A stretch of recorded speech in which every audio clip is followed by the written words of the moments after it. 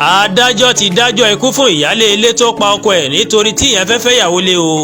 Iwájú onídàájọ́ Umaru Abubakar ti ilé ẹjọ́ gíga kan tó wà ní ìpínlẹ̀ Kebbi ni wọ́n fojú ìyálé ilé kan abilékọ Farida Abubakar bá o. Ẹ̀sùn tí wọ́n sì fi kàn ni pé ó mọ̀ gún ọkọ rẹ̀ olóògbé Atahiru Muhammed Ibrahim pa ní ọjọ́ 25 oṣù kẹjọ ọdún 2022 nílé tí wọ́n ń gbé o. Àwọn náà yìí mọ̀ gbọ́ pé ọ̀rọ̀ ìjà ìyàwó kékeré kan tí ọkọ rẹ̀ fẹ́ fẹ́ lé afurasí ọ̀daràn ọ̀hún ó mà ló mà bí nínú. Ó fi gbèrò láti gbẹ̀mí ọkọ rẹ̀ ní ọjọ́ náà nígbà tí kò sẹ́ni kankan nílé ló bá yọ ọ̀bẹ asóró kan jáde ó fi gún ọkọ rẹ̀ lẹ́gbẹ̀ẹ́ ikùn lẹ́ẹ̀mejì ó gún lẹ́gbẹ̀ẹ́ ọrùn nígbà tó rí pé olóògbé náà ń jàporó ikú lọ́wọ́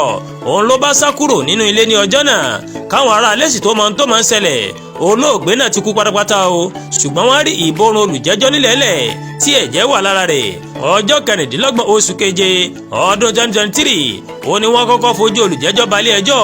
lórí ẹ̀sùn ìwà ọ̀daràn tí wọ́n fi kàn án ṣùgbọ́n tí wọ́n sún ìgbẹ́jọ́ ọ̀hún síwájú dọjọ́ ajé Monday ọjọ́ 3 oṣù kẹfà ọdún yìí nínú ọ̀rọ̀ lọ́ọ̀yà Mudashiru Sani tí ń ṣe agbẹjọ́rò olùjẹ́jọ́ ó mà ló mà ti rawọ́ ẹ̀bẹ̀ sí adájọ́ pé kó dákun kó dábọ̀ kó síjú àánú wo oníbàárà òun nítorí pé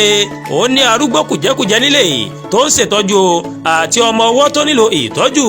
ó rọ adájọ́ pé kó dí ìjìyà tó fẹ́ fún kù kó lè tètè padà wá ṣètọ́jú àwọn ẹni tó bá fi sílẹ̀ agbẹjọ́rò ìjọba Lawani Hudu Garuba tó wà nílé ẹjọ́ ó rọ adájọ́ pé kó ṣe ìdájọ́ olùjẹ́jọ́ gẹ́gẹ́ bí ohun tó wà nínú ìwé òfin ìpínlẹ̀ náà lẹ́yìn tí adájọ́ ti gbọ́rọ̀ lẹ́nu àwọn ẹlẹ́rìí 12 ó gbóṣùbà ńlá fáwọn ọlọ́pàá àtàwọn agbèfọ́ba ìpínlẹ̀ náà fún iṣẹ́ takuntakun tí wọ́n ṣe o lórí ẹjọ́ yìí ó ní gbogbo ẹ̀rí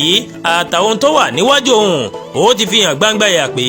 olùjẹ́jọ́ má jẹ̀bi àwọn ẹ̀sùn ìwà ọ̀daràn tí wọ́n fi kàn án ó ní kí wọ́n lọ yẹgi fún un títí ẹ̀mí máa fi bọ́ lára rẹ̀ o ṣá o lọ́ọ̀yà olùjẹ́jọ́ Sani ó ti láwọn máa pẹjọ́ kò tẹ́mi lọ́rùn lórí ìdájọ́ ọ̀hún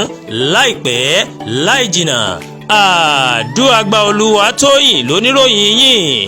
ẹ ṣé púpọ̀ tí ẹ̀ ń wo Ẹ̀yà Yorùbá TV o.